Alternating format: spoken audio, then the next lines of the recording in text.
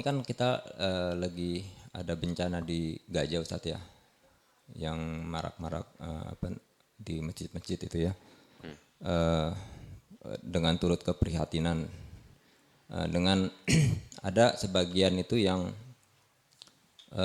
menyuruh kita untuk memboikot produk-produknya Amerika sama Israel, jangan kita pakai gitu Ustadz, yang sering dilulukan gitu. Itu gimana Ustadz ya? Maksudnya apa kita harus bersikap untuk membantu di sana, apa kita harus bersikap seperti itu juga, ikut memboikot produk-produk Amerika atau Israel gitu Ustaz? Baik, sebelum saya menjawab, saya ingin bertanya balik. Apakah kalau kita memboikot, itu artinya Amerika kekurangan dana dan Israel kekurangan dana untuk melakukan itu? Tidak menurut saya Pak. Ya, baik. Ya, jadi kita hidup realistis ya. Kita hidup realistis dan agamis. Dan agama itu tidak akan berbeda dengan realita. Agama akan selaras dengan realita. Apapun yang kita kaji dalam agama itu tidak akan bertolak belakang dengan realita. Karena agama itu datang dari Allah, realita pun Allah yang mentakdirkan. Ya, jadi begitu. Baik. Sekarang terjadi penyerangan ke Gaza. Kita mengutuk aksi Yahudi, aksi Israel yang didukung secara moral oleh Amerika dan sekutu-sekutunya, antek-anteknya. Dan kita mengutuk seluruh aksi penyerangan kepada umat Islam dimanapun, bukan hanya di Palestina. Walaupun Palestina sekarang ini yang paling marak sedang dibicarakan orang. Padahal juga di sana sini sudah banyak juga penghancuran kepada kaum muslimin yang juga lebih sadis daripada apa yang ada di Palestina. Kita mengatakan bahwa pertama, mari kita introspeksi diri. Mari kita introspeksi diri. Kelemahan umat Islam ini penyebabnya apa? Penyebabnya apa? Jawabannya adalah penyebabnya maksiat. Kaum muslimin yang ada di Palestina pun tidak lepas daripada perbuatan maksiat. Sehingga umat Islam melemah. Dan kalau kemudian di Palestina dengan kelemahan agama Islam yang ada di sana, ya, bisa kemudian Allah Subhanahu wa taala mentakdirkan adanya musuh-musuh Islam yang kemudian mengancam nyawa mereka, mengancam keamanan mereka. Tidak ubahnya Indonesia. Dengan maksiat-maksiat kita yang kita tebar di kehidupan kita di Indonesia ini, sangat tidak tertutup kemungkinan Allah datangkan musuh yang akan menindas kita seperti menindas Palestina. Ini yang saya masuk introspeksi diri. Ini kita masuk introspeksi diri. Karena seluruh musibah yang Allah timpakan karena maksiat. Allah berfirman, ma asabakum min musibatin fabima kasabat aydikum wa ya'fu an katsir. Apapun musibah yang menimpa kalian, itu disebabkan perilaku kalian, perbuatan tangan kalian, dan yang Allah maafkan lebih banyak. Atau mungkin tidak musuh, tapi bencana alam yang tidak kunjung berhenti. Itu juga bahagian daripada penghancuran, ketidaknyamanan, ya. Banyak hal, ya, misalnya wabah merajalela atau banjir melanda. Ya, yang sekarang sangat ditakuti orang adalah tsunami dan gunung yang meletus dan semacamnya. Krakatau sudah mulai aktif, Merapi sudah mulai aktif di Bukit Tinggi dan semacamnya. Ya, itu semua juga ancaman-ancaman berat yang akan Allah berikan, dan itu musibah-musibah itu yang mengundang semua itu adalah maksiat. Oh, bukan maksiat Ustadz. Memang perjalanan alam itu memang seperti itu. Gitu loh. Kata para ilmuwan geografi, karena memang panasnya bumi sudah begini, sudah begitu, segala macam, dia harus keluar. Gak ada hubungannya dengan maksiat. Anda belum tahu apa-apa. Ini yang berbicara ini adalah yang menciptakan manusia dan menciptakan gunung beserta seluruh isi bumi. Dia yang bisa menahan lahar dan lava itu keluar apabila kita bertaubat. Dan dia telah mengatakan itu. Kalau kalian berbuat sesuai dengan apa yang Allah perintahkan kalian, Allah akan makmurkan kalian. Allah turunkan berkah dari langit dan dari bumi. Allah berbuat. Namun kalau kalian berbuat maksiat, Allah akan timpakan musibah. Jadi introspeksi diri yang saya maksud adalah ketika kita bicara Palestina, kita juga tidak harus tutup mata bahwa saudara-saudari kita di Palestina juga melakukan maksiat, Pak. Ya, sebahagian daripada Maksiat itu diketahui oleh orang-orang yang pergi ke sana atau punya teman orang-orang Palestina. Kehidupan di Palestina tidak lebih tidak kurang seperti kehidupan di negeri kita. Di Indonesia ini, wanita juga banyak tidak menutup aurat, terjadi maksiat, ada artis-artis penyanyi-penyanyi yang disiarkan di televisi, ya kan? Ada aksi-aksi bid'ah, ada kuburan-kuburan di dalam masjid di Palestina, ada kesyirikan terjadi. Jadi introspeksi diri. Introspeksi diri. Kemudian setelah introspeksi diri, kita berkata, apa yang bisa kita lakukan untuk saudara kita di Palestina? Minimal-minimal yang kita lakukan doa. Berdoa kepada Allah agar Allah menghindarkan mereka dari mara bahaya. Apa kita harus terjun ke Palestina, membela mereka? Terserah kalau Anda sanggup. Kalau sanggup silahkan. Dan itu tidak ada kewajiban dalam arti kata bahwa setiap individu harus wajib berangkat ke Palestina membela. Iya. Kita mau bela apa? Apa bisa kita stop roketnya Israel gitu? Atau kita akan menjadi korban bidik daripada itu juga gitu. Jadi berbuatlah sesuai dengan realita yang ada. Baik, sekarang aksi berbuatnya adalah boikot produk Amerika. Karena Yahudi dan Israel didukung oleh Amerika. Atas alasan apa pemboikotan itu? Atas alasan apa dulu? Baik, kemudian apa itu akan memberikan solusi? Apa itu akan memberikan solusi? Pertama, atas dasar apa? Kalau atas dasar agar ekonomi Amerika melemah, rasanya aksi individu tidak ada arti. Rasanya aksi individu tidak ada arti. Atau aksi sebahagian kelompok agama Islam tidak akan memberikan arti apapun untuk memboikot ekonomi Amerika. Agar Amerika tidak bisa bantu Yahudi. Misalnya begitu kan pola berpikir orang ke Amerika supaya tidak bisa bantu Yahudi gitu.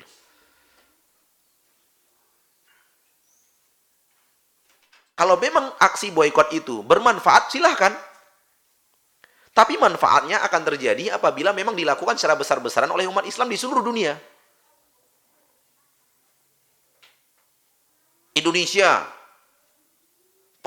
semuanya, mulai dari pemimpinnya, membuat keputusan boikot seluruh produk Amerika. Malaysia melakukan hal yang sama. Arab Saudi melakukan hal yang sama. Kuwait melakukan hal yang sama. Qatar melakukan hal yang sama. Bahrain melakukan hal yang sama. Sehingga Amerika kesulitan untuk menjual produknya. Pabrik-pabrik yang notabene Amerikaisme tutup. Alat-alat mereka tidak bisa dijual. Alat-alat safety mereka tidak bisa dijual. Dolar mereka berhenti. Kalau bisa, silakan. Saya setuju. Kalau itu dasar pemboikotan. Tapi apa yang bisa dilakukan? Makanya saya berkata realistis. Apa bisa dilakukan? Apakah aksi individu tidak mau belanja Amerika dalam aksi memboikot produk Amerika, itu adalah solusi untuk membuat tidak ada penyerangan sedikit pun? Jawabannya juga tidak kan, Pak? Dan untuk memboikot Amerika dalam konsep yang kita katakan tadi, Indonesia, Malaysia, negara-negara muslim lainnya, Pakistan, India, Pakistan kemudian mana lagi, itu semua memboikot juga sesuatu yang sangat sulit untuk diterapkan dalam kehidupan. Kemudian kalau dasar pemboikotannya adalah agama, dasar pemboikotannya adalah agama. Yang tadi menghentikan roda ekonomi Amerika. Kalau ini dasar pemboikotannya agama, dan ini dilakukan orang, Bapak. Sebagian orang melakukan dasar pemboikotan itu adalah agama. Kata mereka, membeli produk Amerika haram. Mereka bermaksud memboikot produk Amerika dengan dasar agama, haram. Kenapa haram? Karena ketika kita beli produk Amerika, itu berarti orang Amerika punya keuntungan. Amerika punya keuntungan. Ada dana keuntungan itu didelegasikan untuk Yahudi. Dan dari dana Yahudi itu diseranglah saudara kita di Palestina. Inilah dasar keharamannya. Inilah dasar pengharaman belanja produk Amerika. Jadi dia mencoba memboikot dari jalan agama. Kita bahas. Dari dahulu kala, Nabi juga membeli produknya orang kafir. Sahabat berdagang ke negeri Romawi. Sahabat berdagang ke Persia. Nabi dihadiahkan produk-produk Yaman. Ketika itu masih di atas agama berhala. Nabi pakai produk Yaman itu. Baju yang dihadiahkan oleh Raja Yaman. Dipakai untuk sholat Jumat bahkan. Berarti Nabi tidak pernah menghalangi produk orang-orang kufar untuk dikonsumsi. Produknya tidak pernah diharamkan Nabi SAW. Bahkan pakaian dari Yaman itu, dari hadiah itu dipakai untuk Jumat. Berarti pemboikotan secara agama tidak berlaku. Pemboikotan produk secara agama tidak berlaku. Tidak pernah agama itu mengharamkan produk orang kafir. Tidak pernah agama kita mengharamkan produk orang kafir. Kalau seandainya pemboikotan Amerika berdasarkan agama dengan pola sudut pandang yang tadi, berarti seluruh produk orang kafir juga harus diboikot. Tidak hanya Amerika yang mendatangkan keuntungan untuk Yahudi yang membuat penyerangan ke Palestina, Jepang juga kita berikan keuntungan, dia menyembah matahari. Gitu kan? Thailand juga kita berikan keuntungan ke dia membangun wihara. Komunis juga, Rusia kita beli produknya, dia menjadi orang yang tidak bertuhan. Apakah semua produk ini harus kita boikot? Lalu kita pakai apa, Pak? Sepatu Thailand. Baju made in China. Mobil Amerika, Jepang, Taiwan, Korea. Apa lagi? Ada rumah tangga kita ini apa isinya? Kalau bukan produk orang kufar. Jepang apa? Nabi tidak pernah, Islam tidak pernah realistis Islam itu. Realita. Kalau seluruh produk Yahudi tidak boleh dipakai, umat Islam Indonesia lah pada dasarnya. Coba. Jarum jahit saja Jepang punya. Ya kan? Jarum jahit Jepang sudah. Belum ada produk pabriknya di Indonesia, jarum jahit itu. Karena yang bisa bikin jarum dengan harga semurah itu hanya Jepang.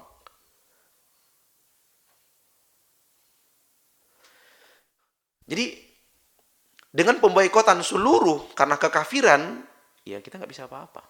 Oleh karena itu agama Islam tidak pernah menyuruh boikot produk. Yang disuruh boikot itu apa? Kebiasaan orang kufar yang bertentangan dengan agama. Itu yang suruh diboikot.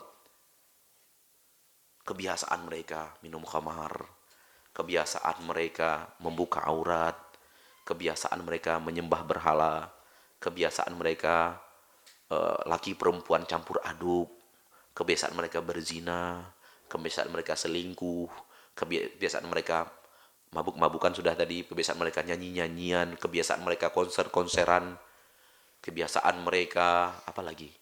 Di pantai, kebiasaan mereka pola hidup mewah yang berlebihan, tidak peduli orang-orang kiri dan kanan, kebiasaan mereka hidup tidak bersosialisasi dengan orang miskin, hidup masing-masing, lulu gua, tidak peduli kepada siapa yang miskin, siapa yang menderita. Pola hidup umat Islam tidak seperti itu.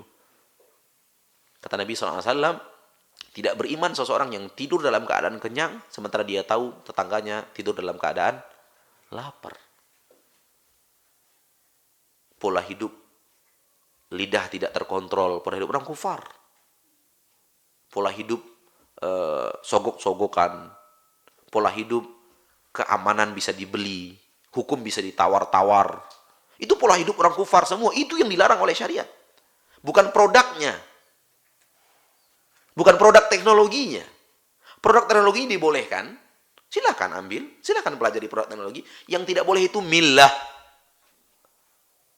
Walan tardu ankal yahudu walan nasara hatta tattabi'a millatahum. Tidak akan ridho orang Yahudi dan Nasrani sampai kalian mengikuti milah mereka, cara beragama mereka, cara pola hidup mereka, cara berpakaian mereka, cara bermuamalah mereka, cara bermasyarakat mereka. Dan sekarang umat Islam boikot produknya, mempersilahkan pola hidupnya di Indonesia ini, Pak. Kita berusaha sekarang itu memboikot produk, tapi kita welcome untuk apa? Pola hidup. Orang Amerika konser-konseran, kita pun meniru konser-konseran. Amerika wanitanya berpakaian para penyanyinya seperti itu. Kita mulai meniru.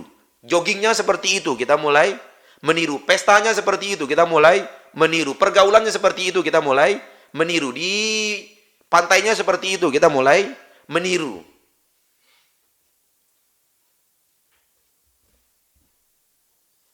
Kita ikuti sesuatu yang dilarang oleh agama. Kita mencoba menahan sesuatu yang tidak dilarang oleh agama. Yang dilarang oleh agama itu meniru pola beragama, pola bergaul, prinsip-prinsip yang tidak benar. Kita mulai terapkan itu dalam kehidupan kita. Indonesia. Kita bicara Indonesia, realistis. Pola hidup kita sudah pola hidup orang kufar, Pak. Cara berpesta kita, cara berpesta orang kufar. Dari mana umat Islam tahu bahwa pesta itu harus pakai musik? Mau organ tunggal, mau yang lainnya. Dari mana kita tahu itu? Kalau bukan dari orang kufar.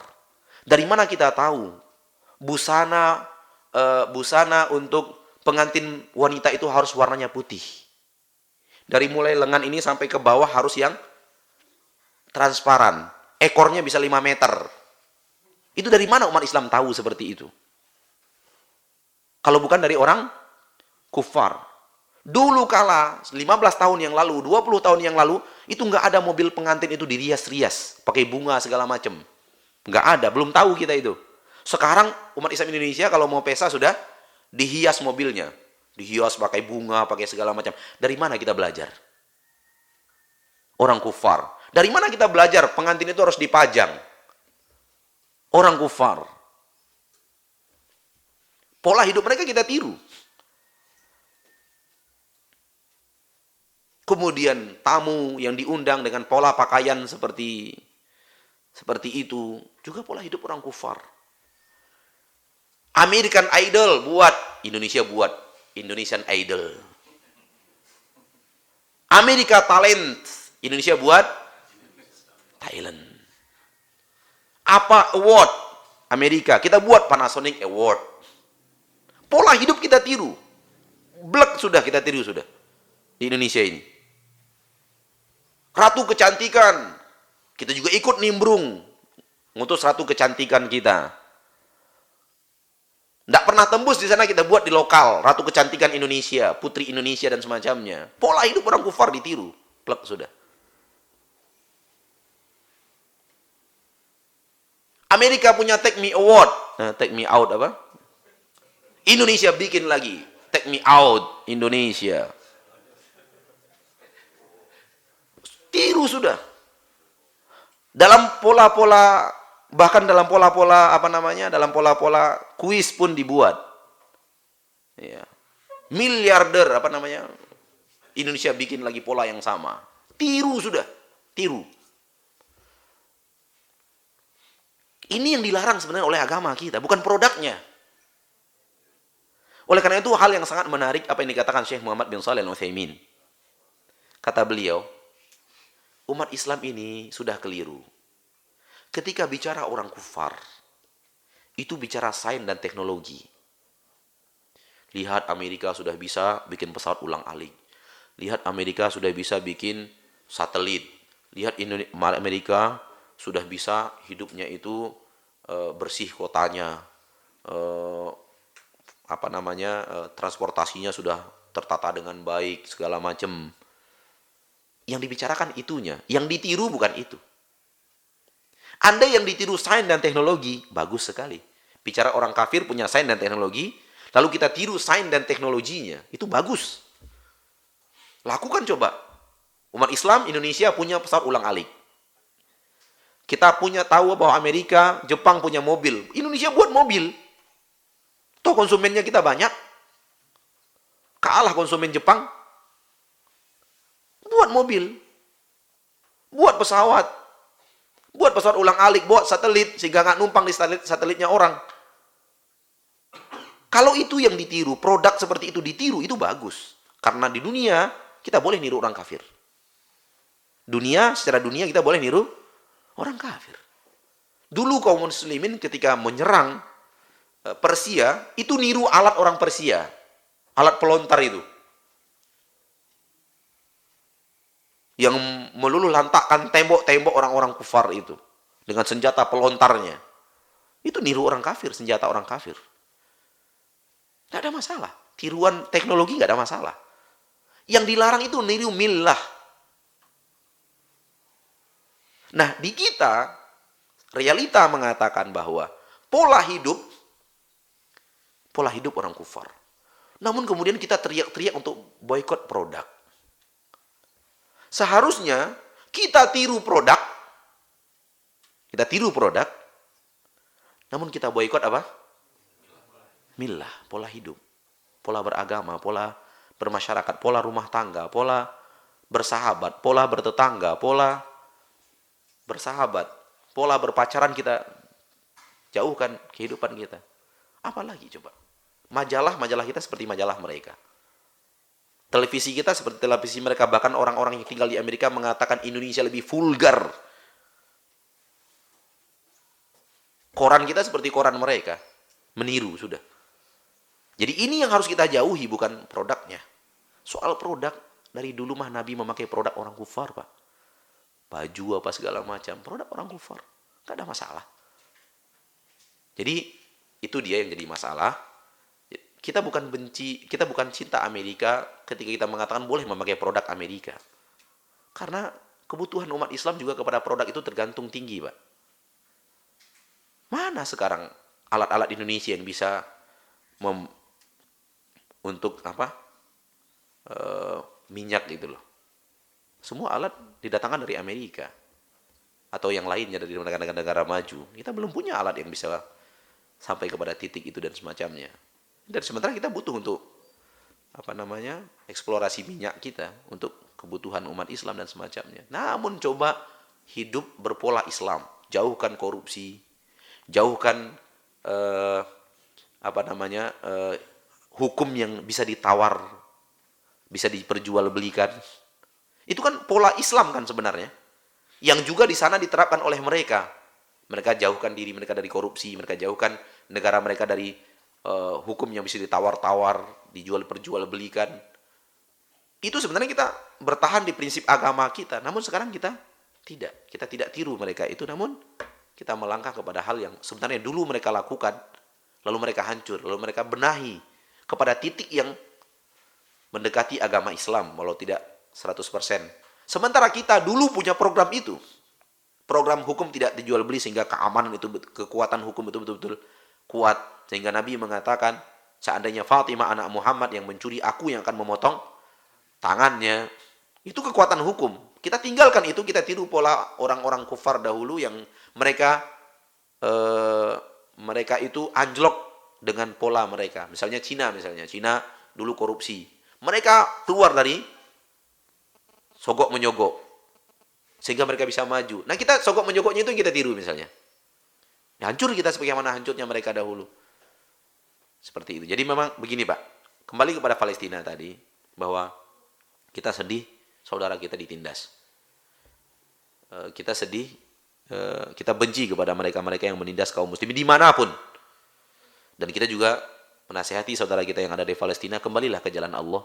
Pasti semua itu Allah takdirkan, Allah tidak zalim. Allah tahu di mana harus menurunkan bencana, kepada siapa harus menurunkan bencana. Ya kan? Kemudian mari introspeksi diri kita, jauhkan diri kita daripada maksiat.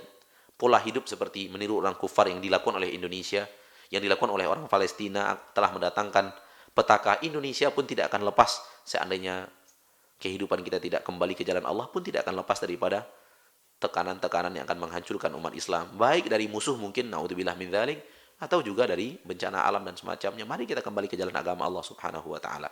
Adapun memboikot produk, kalau memang itu bisa dan akan membuat ekonomi Amerika melemah, silahkan. Kita setuju, sangat setuju sekali. Tapi kalau aksi individu, aksi parsial dari kelompok-kelompok kecil, itu tidak ada artinya sama sekali. Dan itu pun bukannya dianjurkan secara syariat. Tidak diperintah secara syariat. Sungguh pun sebegitu, saya secara pribadi mengatakan, kalau kita berusaha untuk tidak membeli produk Amerika, kita pribadi saja, malas saya beli produk Amerika, saya beli produk yang bukan Amerika, nggak ada masalah, boleh, silakan. Tapi jangan yakini itu sebagai agama kita tidak melarang membelinya. Kita akhiri dengan sebuah contoh menarik. Di kota Madinah ada orang yang punya anak muda, punya pikiran seperti itu. Kan itu semangat anak muda itu. Jadi dia datang ke sebuah toko, marah-marah kepada penjual toko, kenapa toko ini menjual Pepsi? Ini Pepsi ini kan produknya Amerika. Marah-marah dua orang anak muda. Kemudian penjual toko itu telepon Syekh Soleh Suhaimi. Yang cerita kepada kita itu Syekh Soleh Suhaimi. Syekh Soleh Suhaimi di kota Madinah. Syekh, kebetulan rumahnya tidak jauh daripada rumah yang telepon itu, tetanggaan. Syekh, saya bingung ini. Kenapa? Ada dua orang pemuda marah-marah di toko saya. Kenapa marah-marah? Saya jualan Pepsi gitu loh. Ada showcase gitu, Pepsi gitu, nongkrong di toko saya. Dia marah-marah, ini produknya Yahudi, kamu harus buang produk Amerika, nggak boleh kamu jual, kamu harus hancurkan ini. Oh gitu ya kata Syekh. Ini kan produk ya. Sementara produk dalam agama kita tidak haram untuk dikonsumsi dan dijual belikan. Kata Syekh, kira-kira pemuda dua orang itu jalan kaki ke toko kamu atau pakai mobil? Pakai mobil, Syekh. Kamu keluar dulu, lihat mobilnya apa. Begitu keluar dilihat Ford. Gampang kata Syekh. Bilang sama dua pemuda itu, hancurkan dulu mobilmu, itu produk Amerika, saya hancurkan Pepsi saya. Hancurkan dulu sekarang di depan saya mobilmu ini produk Amerika ini. Saya hancurkan Pepsi saya. Adil kan? Kalau memang produk Amerika harus dihancurkan, kenapa kamu datang pakai Ford? Ford produk mana? Amerika. Kalau boleh adil dalam bersikap, itu produk Ford itu lebih banyak mendatangkan keuntungan dibanding Pepsi. Kita sumbang keuntungan dengan Pepsi. Berapa sih yang bisa kita sumbangkan keuntungan dengan Pepsi dari toko kita kepada Amerika? Tapi ketika kita beli Ford, ceritanya berbeda, Pak. Kalau dengan Pepsi kita menyumbang setengah peluru, kalau beli mobil, kita menyumbang setengah rudal.